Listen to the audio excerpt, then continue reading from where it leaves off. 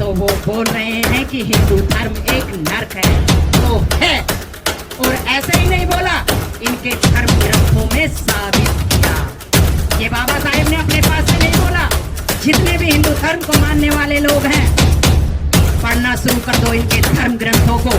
संविधान को बाद में पढ़ लेना, पहले इनके धर्म ग्रंथों को पढ़ना शुरू कर दो कि कैसे थे इनके देवता और क्या क्या लिखा है महिलाओं के बारे में। अरे हिंदू धर्म के वेदों में लिखा है महिला पैर की जूती होनी चाहिए। हिंदू धर्म के धर्म ग्रंथों में लिखा है कि महिला को पति जब चाहे जुए में हार सकता है। हिंदू धर्म के धर्म ग्रंथों में लिखा है कि महिला को एक पति जब चाहे घर से बाहर कर सकता है। हिंदू धर्म के धर्म ग्रंथों में लिखा है कि एक महिला अपने पति की आज्ञा के बिना कुछ नहीं कर सकती। हिंदू धर्म के धर्म ग्रंथों में लिखा है कि यदि लड़की 9 वर्ष तक तुमने शादी नहीं की उसकी, तो तुम्हें नरक की प्राप्ति होगी। हिंदू धर्म के धर्म ग्रंथों में लिखा है कि यदि तुमने एक जमाइन का रेप किया तो तुम्हें 4 धाम की यात्रा का सुख मिलेगा। यदि तुमने एक भंगी लड़की का रेप किया तो वो तुम्हारे लिए स्वर्ग का रास्ता खोल देगा। इतने गंदे गंदे अश्लील शब्द इनके धर्म ग्रंथों में लिखा है। तो फिर बाबा साहेब की बात को आपको मानना ही पड़ेगा, क्योंकि भारत का संविधान बाबा साहेब डॉक्टर बी.आर. अम्बेडकर जी ने लिखा। और उस भारत के संविधान में बाबा साहेब ने कहा कि महिलाएं पैर की जूती नहीं हैं। महिलाएं पुरुषों से भी आगे बढ़कर काम कर सकती हैं, बशर्ते उन्हें मौका मिलना चाहिए। और ये डॉक्टर भीमराव अंबेडकर भारत की महिलाओं को मौका देता है। और बाबा साहेब ने मौका दिया तो यहाँ भारत की महिलाएं कोई डॉक्टर बनी, कोई इंजीनियर बनी, कोई आईएएस बनी, कोई पीसीएस बनी और कोई चांद पर पहुंच गई। पहुंची या नहीं पहुंची कोई इस भारत की है? जब पहली बार भारत की पीएम श्रीमती इंदिरा गांधी जी बनी, जब उन्होंने लाल किले से झंडा फहराया तो वो बाबा साहेब के चरणों में गई और उन्होंने कहा कि अगर भारत में बाबा साहेब डॉक्टर भीमराव अंबेडकर पैदा ना होते तो ये इंदिरा गांधी इस देश की पीएम ना बनी होती। तो बाबा साहेब के चरणों में भारत की पहली प्रधानमंत्री ने भी सर झुकाया। और आज अभी की मौजूदा न्यूज जो रोज रोज चलती रहती है, और अभी भी मुझे बोलने में कोई हर्ज नहीं लगता, अमित शाह जो गृह मंत्री माननीय अमित शाह जी, जो प्रधानमंत्री के बाद दूसरा नंबर उनका आता है। सभी जानते हैं कि कितना बड़ा पद और कितना बड़ा कद उनका है, लेकिन उनके अंदर की मानसिकता कैसी है वो भी बाहर आ गई। उन्होंने कहा कि अंबेडकर अंबेडकर, अध्यक्ष महोदय जी, अंबेडकर अंबेडकर अंबेडकर अब एक फैशन बनने वाला है। दोबारा वो कहते हैं कि अंबेडकर अंबेडकर अंबेडकर। अगर इतनी बार ये ईश्वर का नाम जपते तो हो सकता है कि इन्हें 7 जन्मों तक स्वर्ग की प्राप्ति हो जाती। ऐसा अमित शाह जी ने अपने बयान में बोला।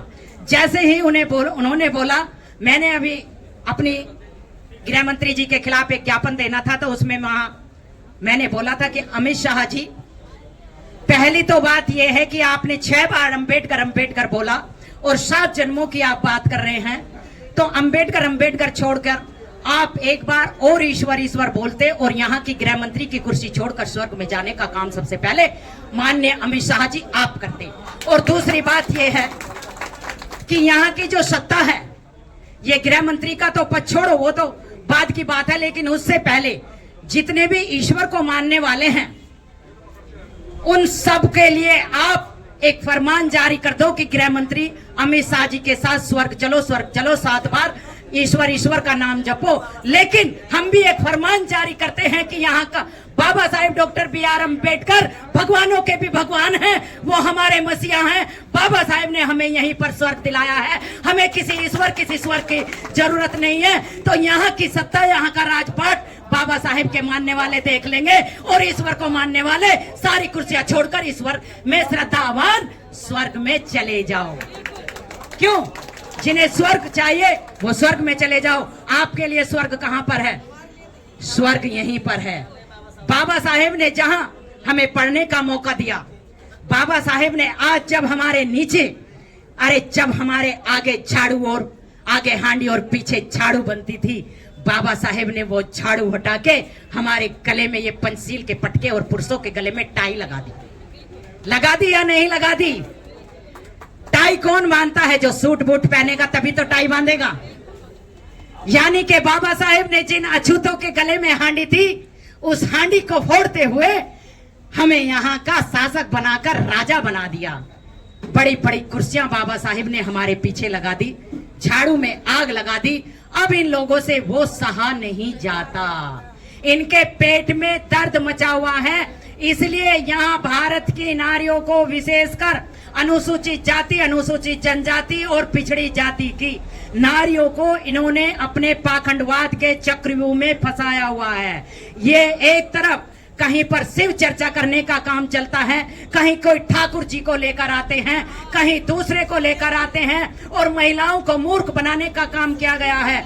महामना ज्योतिबा फूले जी कहते हैं कि अगर किसी देश की सत्ता को आपको कमजोर करना है या कहीं के लोगों पर राज करना है तो वहां उनके 3 बल छीन लो। पहला शक्ति बल, धन बल और स्त्री बल।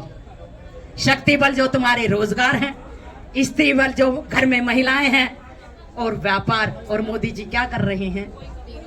क्या कर रहे हैं? इस देश की मनुवादी व्यवस्था, में किसी एक का नाम नहीं लेने चाहती, इस देश की मनुवादी व्यवस्था ये तीनों काम करने पर पूरा जोर से ध्यान दे रही है। और ध्यान ही नहीं दे रही, वो पूरे पुरजोर से ये काम कर रही है। वो आपके दिमाग को माइंड करके पाखंडवाद में उलझाकर हमसे हमारा सब कुछ छीन रही है। महिलाएं पाखंडवाद में उलझी हैं, बच्चे पता नहीं कहां कहां घूमते रहते हैं, और हमारे रोजगार, हर चीज को प्राइवेट इस गवर्नमेंट ने कर दिया है। बाबा साहेब ने कहा था, और भारत का ये संविधान जिसकी हम जय जयकार करते हैं, कि जो बच्चे, पहली तो बात ये है कि जो दलित समाज के बच्चे हैं, जो अनुसूचित जाति में आने वाले बच्चे हैं, जो राज्य सरकार है, उनका ये कर्तव्य बनता है कि उनके बच्चों को शिक्षा निःशुल्क दी जाए। ये भारत का संविधान कहता है।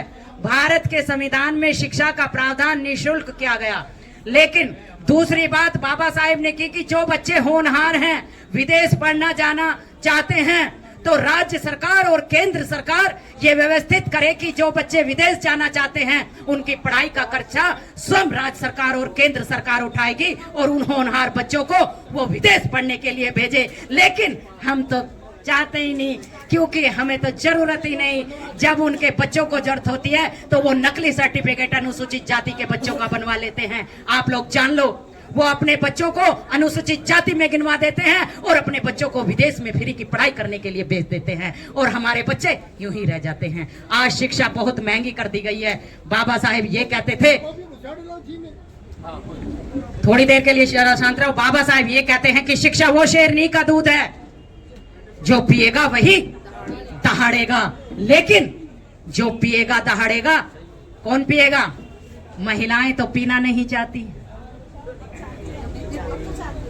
बहुत कम महिलाएं हैं। और अगर जब कहीं कहीं मैं बड़े मंच के प्रोग्राम अटेंड करती हूँ तो बहुत सारे बंते जी या बहुत सारे लोग बैठे होते हैं, तो ये कहते हैं जी आप जैसी 100 महिलाएं हो जाएं तो शायद समाज का नक्शा बदल जाए। मैं इनका कोशिश तो करती हूँ कि मेरे जैसी 1000 हो जाएं, 100 नहीं 1000 हो जाएं, और इस मनुवादी व्यवस्था के छक्के छक्के उड़ा दें। ये पैकेट का दूध पीती हैं, ये डेयरी का दूध पीती हैं। इसलिए बाबा साहेब ने जिस शिक्षा की शेरनी की बात की, हम वो दूध नहीं पी रहे हैं। लेकिन तुम्हें अपने बच्चों को शिक्षित करना पड़ेगा। अगर हम आर्थिक रूप से कमजोर होंगे तो कोई तुम्हारी मदद के लिए खड़ा नहीं होगा। तुम्हारे रोजगार तुमसे छीने जा रहे हैं। Baba Saheb doctor B.R. अम्बेडकर जी अभी जब मेरी बहन के गीत गा रही थी कि 25 दिसंबर 1927 को बाबा साहेब ने महाड़ के अंदर आग लगाई मनु स्मृति को, तो बाबा साहेब ने वहां की महिलाएं जो उस आंदोलन में थी, 500 महिलाओं ने उस समय उस आंदोलन में भाग लिया। और वहां पर बाबा साहेब ने कहा था कि मैं, जब वो महिलाएं नग्न अवस्था में आई तो बाबा साहेब की आंखों से आंसू रुक नहीं रहे थे। पहले पुरुषों की और महिलाओं की मीटिंग बाबा साहेब ने ली, लेकिन उसके बाद महिलाओं की मीटिंग बाबा साहेब ने अलग से ली, और महिलाओं के आंखों से ढीढ़ बह रहा था, मुंह से लार टपक रही थी, बाल बिखरे हुए थे और थोड़ा सा कपड़ा उनकी छाती पर था, बाकी वो नग्न अवस्था में आई थी। बाबा साहेब ने कहा कि मेरे समाज की बहन बेटियों, मैं तुमसे ये पूछना चाहता हूं कि तुम अपने पूरे बदन को क्यों नहीं ढकती। महिलाओं ने कहा कि साहब, हमें अपना पूरा बदन ढकने का अधिकार नहीं है। बाबा साहेब ने कहा कि कौन रोकेगा तुम्हें, कौन रोकेगा तुम्हें अपना पूरा बदन ढकने से। बाबा साहेब से महिलाएं कह रही थी, अगर बाबा साहेब हमने अपना पूरा बदन ढका या नीचे तक की साड़ी पहनी तो हमारी हत्या कर दी जाएगी, हमारे बच्चों की हत्या कर दी जाएगी। तब बाबा साहेब ने कहा कि ये डॉक्टर भीमराव अंबेडकर सुबह तक इसी पांडाल में रुका हुआ है। मैं तुमसे ये कहता हूं, मेरी बात जरा ध्यान से सुनना। जिन बच्चों की झूठन आज तुम उठाने के लिए जाती हो, आज तुम अपने पूरे बदन को सबसे पहले ढकना सीखो। और ये डॉक्टर भीमराव अंबेडकर ये कहता है कि तुम अपने पिता के ऊपर डिपेंड मत करो, तुम अपने पति के ऊपर डिपेंड मत करो, तुम किसी दूसरे पुरुष के ऊपर डिपेंड मत करो। तुम अपने पैरों को मजबूत करके, अपने हाथों को मजबूत करके, अपने मन को मजबूत करके अपनी लड़ाई खुद लड़ने के लिए तैयार हो जाओ। और मेरी एक बात जरा ध्यान से सुनना कि जब तुम यहाँ कल आओगी तो नीचे तक की साड़ी तुम्हारे बदन पर होनी चाहिए। पहले अपने पूरे बदन को ढकना सीखो। अगर तुम्हारा बदन पूरा नहीं ढका होगा तो लोग इस पर बुरी दृष्टि डालेंगे, तुम्हारी इज्जत को और ज्यादा लूटा जाएगा। और मैं ये कहना हूं कि जिनकी झूठन आज तुम उठाने के लिए जाती हो, अपने घर के सामान ज्यादा महंगे मत खरीदो, अपने बदन पर जेवर मत लाओ, लेकिन अपने बच्चों को शिक्षा का रास्ता दिखाओ, उन्हें स्कूल में भेजो। पहले अपने बच्चों को स्कूल का रास्ता दिखाओ, फिर कॉलेज का दिखाओ और फिर यूनिवर्सिटी का। बाबा साहेब ने उदाहरण दिया कि जब एक ब्राह्मण की महिला गर्भवती होती है तो उसकी नजर एक जज की कुर्सी पर होती है कि मेरा बच्चा पैदा होगा तो जज बनेगा। लेकिन जब मेरे समाज की महिला गर्भवती होती है तो उसकी नजर एक गंदगी भरे काम पर होती है कि मेरा बच्चा कल को किसी की झूठन खाएगा, किसी की कार साफ करेगा, किसी की नाली साफ करेगा। मैं तुमसे ये कहता हूं कि जिनकी झूठन तुम लोग आज उठा रहे हो, अपना वजूद ऐसा पैदा करो कि कल वो तुम्हारे बच्चों की झूठन उठाने के लिए मजबूर हो जाए। और यहाँ एक स्कूल की स्थापना डॉक्टर भीमराव अंबेडकर खोल कर जाएगा। वो बाबा साहेब ने महड़ का जब तुम्हें आंदोलन किया और पानी पीने का अधिकार बाबा साहेब ने वहां दिलाया, उससे पहले बाबा साहेब ने स्कूल की स्थापना की नींव रख दी। और आज बाबा साहेब के कारण वहां बहुत सारे बच्चे, जब बाबा साहेब जिंदा थे तो बहुत सारी महिलाओं ने अपने बच्चों को स्कूल में भेजा। और जब बाबा साहेब यहाँ दिल्ली के अंदर रहते थे तो वहां से बहुत सारे पत्र बाबा साहेब के पास आते थे कि बाबा साहेब, आपके त्याग बलिदान के कारण, आपकी हिम्मत के कारण, आपकी मेहनत के कारण आज हमारे बच्चे ऊंची कुर्सियों पर पहुंच गए हैं। हे बाबा साहेब डॉक्टर भीमराव अंबेडकर, ये सब आपकी देन है। अब हमारे बच्चे किसी की झूठन नहीं उठाते, अब लोग हमारे बच्चों के फीते के, जूतों के फीते बांधने के लिए मजबूर हो गए हैं। और ये देन और देन सिर्फ डॉक्टर भीमराव अंबेडकर की है।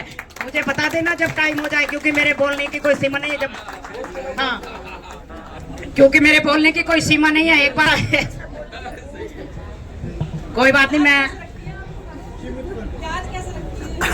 याद तो जब आप पढ़ोगी तो सब हो जाएगा। वो कह रही है याद कैसे रखती हो, जब बाबा साहेब को पढ़ोगी तो याद हो जाएगा।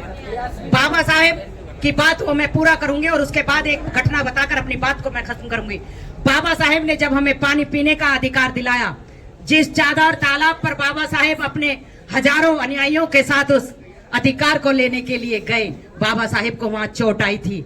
लेकिन आज तुम्हें जानकर ये अचंबा होगा कि उसी तालाब के बीचों बीच बाबा साहेब की बहुत बड़ी स्टैचू शोभायमान हो रही है। बाबा साहेब ने हमें अधिकार तो दिलाया और ये पूरा भारत बाबा साहेब के नाम से ही जाना जाता है, बुद्ध के नाम से ही जाना जाता है। एक पलड़े में 33 करोड़ देवी देवता हैं और एक पलड़े में बुद्ध और बाबा साहेब हैं। तो पलड़ा किसका भारी है? शिक्षा का अधिकार दिलाया या नहीं दिलाया? आरक्षण हमें दिलवाया, जज हमें बनवाया, मैनेजर हमें बनाया, अधिकारी हमें बनाया, राजनीति में हमें पहुंचाया, प्रसूति अवकाश दिलवाया, रिजर्व बैंक इंडिया की स्थापना की, भागड़ा नाल की स्थापना की, साप्ताहिक अवकाश दिलवाया, मान सम्मान दिलाया तो क्या बचा। और आदमी के सम्मान से बढ़कर कुछ नहीं है। चाहे कोई कितना भी करोड़पति है, लेकिन अगर किसी औरत का, किसी आदमी का सम्मान नहीं, इज्जत नहीं, तो वो पैसा बेकार है। क्योंकि बाबा साहेब कहते थे, बाबा साहेब ने एक उदाहरण दिया था कि मैं अपने समाज को किस तरीके से आंकता हूं। बाबा साहेब कहते हैं कि एक मोहल्ला है वैश्याओं का, उनके पास पैसे की कोई कमी नहीं होती, उनके पास नौकर चाकर भी होते हैं।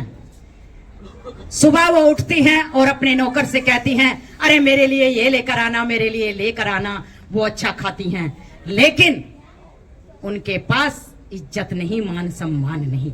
पैसा हो सकता है लेकिन इज्जत और मान सम्मान नहीं हो सकता। दूसरी तरफ बाबा साहेब कहते हैं कि मैं अपने समाज की महिलाओं से ये चाहता हूं कि वो चटनी से रोटी खाएं, लेकिन अपनी इज्जत को बचाने का काम वो सब करे। और अगर कोई जबरदस्ती तुम्हारी इज्जत को लूटने का काम करता है, तो ये डॉक्टर भीमराव अंबेडकर ने भारत के संविधान में तुम्हारे लिए अधिकार लिख दिए हैं। अगर कोई तुम्हारी तरफ आंख उठाकर भी देखे तो इस भारत के संविधान की शरण लेना और उन दोषियों को सीधे जेल की हवा खिला देना। ये बाबा साहेब ने तुम्हारे लिए इस भारत के संविधान में कर दिया है। एक तरफ भारत का संविधान जिसमें मनुस्मृति ने सब कुछ छीना, और बाबा साहेब ने संविधान में तुम्हें सब कुछ दिला दिया।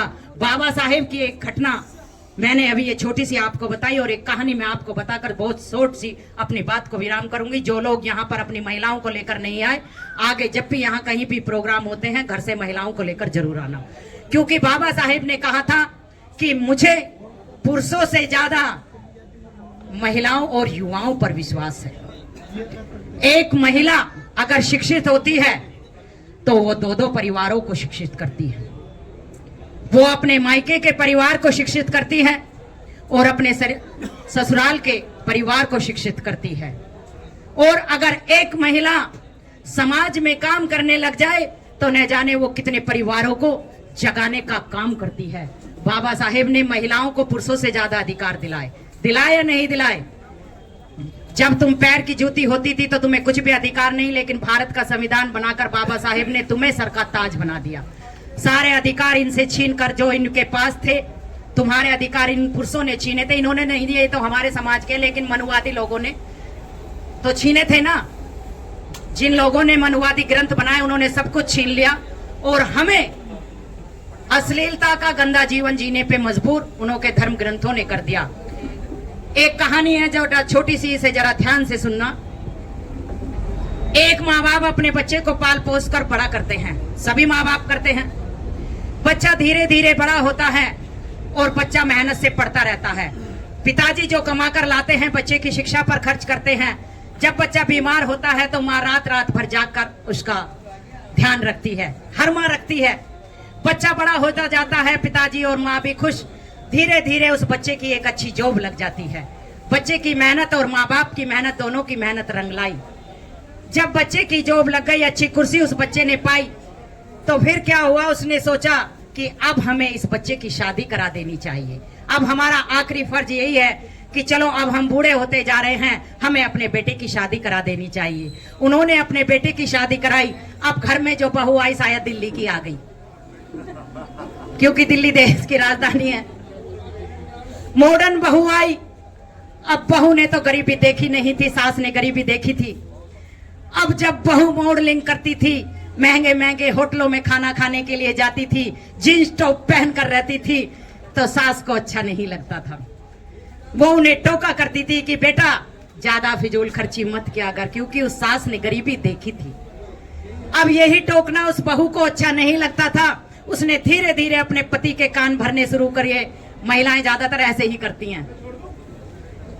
उसने धीरे धीरे अपने पति के कान भरने शुरू किए और उसके कान भरने की मेहनत कुछ ही दिनों में रंग लाने लगी। और जब उसने देखा कि अब मेरा पति पूरी तरीके से मेरे वश में है, तो उसने कहा, देखो जी, मुझे अब आपसे कुछ कहना है। उस पति ने कहा कि बता तुझे क्या चाहिए। देखो तुम्हारी ये बूढ़ी माँ मुझे वहां जाने से रोकती है, मुझे ये पहनने से रोकती है, मुझे ये खाने से रोकती है, और तुम्हारा ये बूढ़ा बाप जो लाठी डंडा लेकर चलता है, रात रात भर खे खे करता है, दिन में बुढ़िया चैन से नहीं रहने देती और रात को ये बूढ़ा चैन से सोने नहीं देता। मेरा तो दिन रात का जीना मुश्किल हो गया है। अब उस पति ने कहा तो तू क्या चाहती है?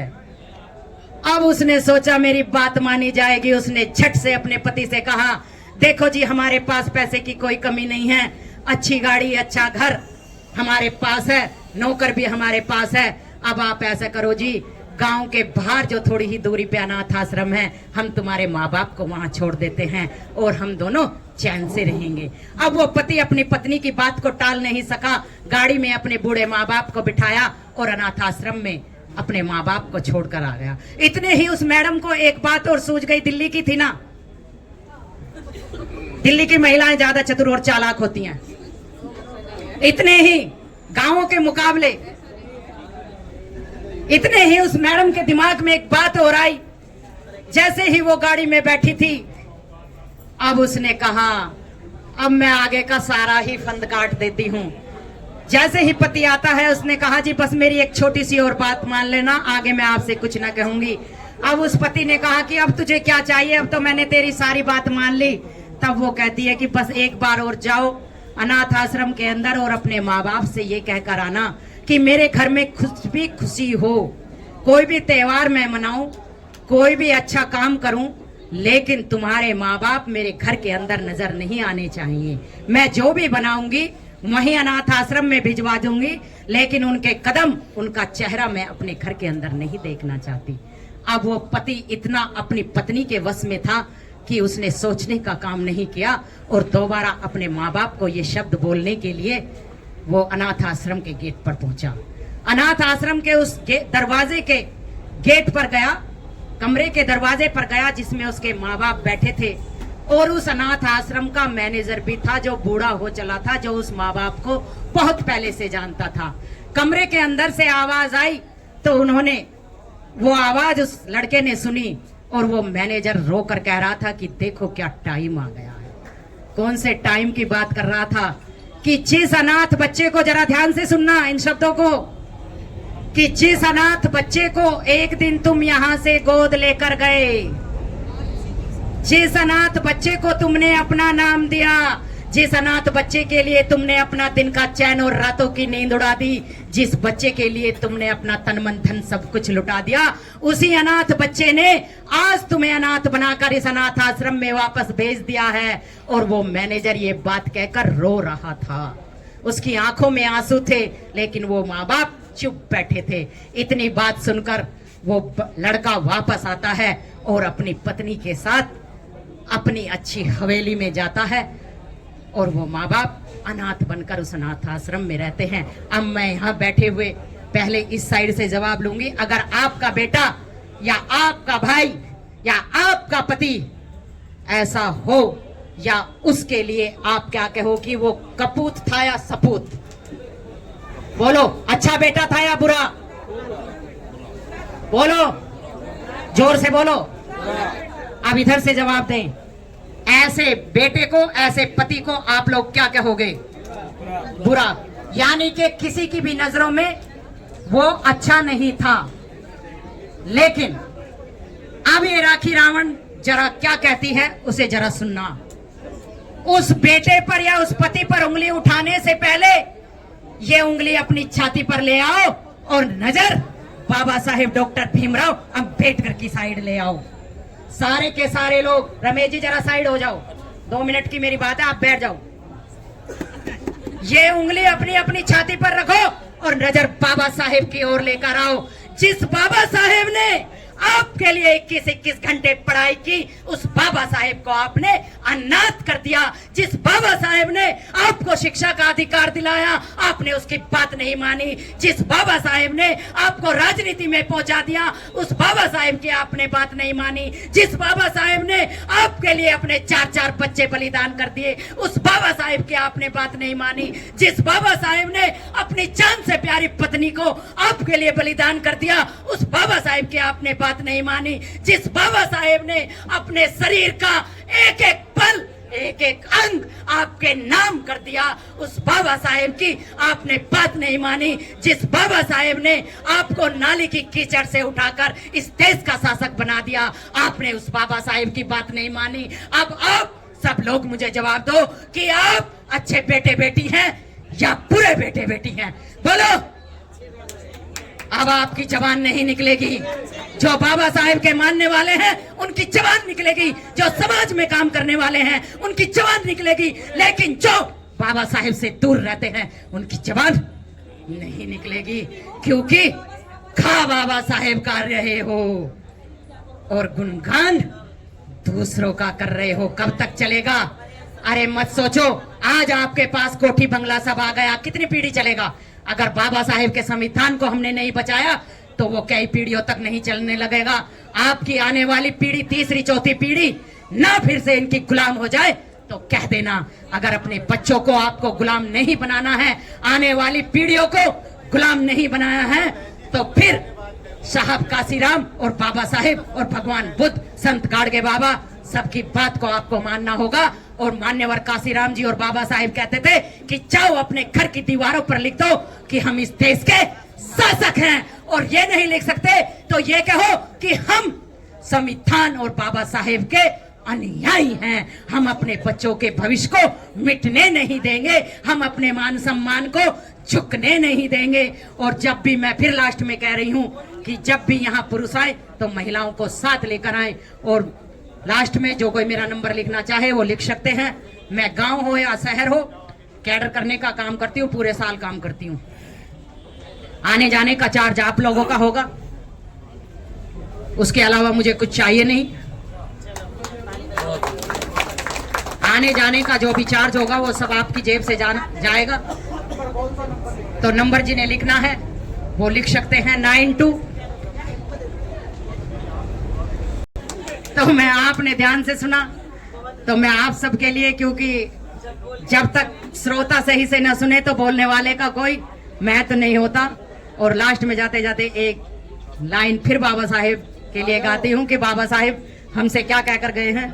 इसे काट दो, किसी का भी हो, बाद में देख लेंगे। तो जाते जाते हमें क्या कह गए हैं, ये महिलाएं जरा ध्यान से सुने।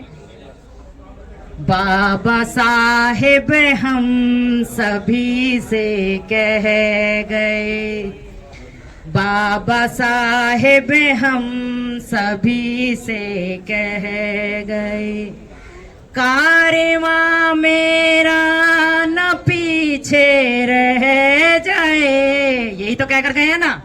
तो जो महिलाएं गा सकती हैं वो मेरे साथ गुनगुना सकती हैं। बाबा साहेब हम सभी से कह गए, कारवां मेरा न पीछे रह जाए, बाबा साहेब हम सभी से कह। और क्या कहते हैं, जिंदगी पर खेल कर लाया इसे, जिंदगी पर खेल कर लाया इसे, मेरे खुद के ख्वाब दिल में रह गए, मेरे खुद के ख्वाब दिल में रह गए, बाबा साहेब हम सभी से कह गए। हिंदू रहना फिर जमाने की सही, हिंदू रहना फिर जमाने की सही, बोधे बन कर अलविदा वो कह गए, बोधे बन कर अलविदा वो कह गए, बाबा साहेब हम सभी से कह गए। तो यही तो कहकर गए हैं। अभी जाति मुक्त समाज की बात हो रही थी, तो बाबा साहेब के लिए एक नारा फिर दो, बाबा साहेब, बाबा साहेब। तो फिर फिर बोलो, मैं बोलती हूँ आओ हम सब, आप कहना बौद्ध बने। आओ हम सब बौद्ध बने, आओ हम सब बौद्ध बने। बहुत बहुत धन्यवाद, बहुत बहुत थैंक यू वेरी मच। फिर मिलेंगे।